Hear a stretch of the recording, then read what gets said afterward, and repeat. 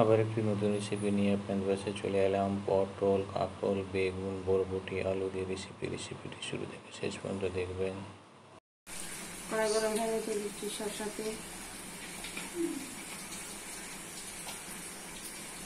দিয়ে দিচ্ছি গোটা জিরা, জিরা ভাজা হয়ে গেছে, দিচ্ছি পেঁয়াজ কুচি, পেঁয়াজ লাল হয়ে গেছে, দিচ্ছি মশলা 1 চামচ করে হলুদ, লঙ্কা, জিরা, ধনা, লবণ, দিয়ে দিচ্ছি জল। মশলা কষা হয়ে গেছে, দিচ্ছি সবজি কুচানো, এগুলো মশলার সাথে কষে দিতে হবে, কষে কষে রান্না করে দিতে হবে। ঢাকা,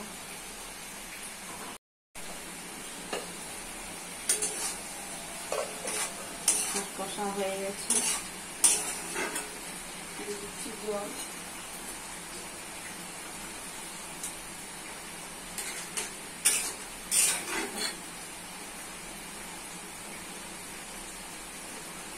হয়ে গেলে নামতে হবে। রেসিপিটি রেডি হয়ে গেছে। কত সুন্দর, কত টেস্টি। বাড়িতে করে খাবেন, পরিবার করে খাবেন, সাবস্ক্রাইব করবেন, সঙ্গে থাকবেন, পাশে থাকবেন।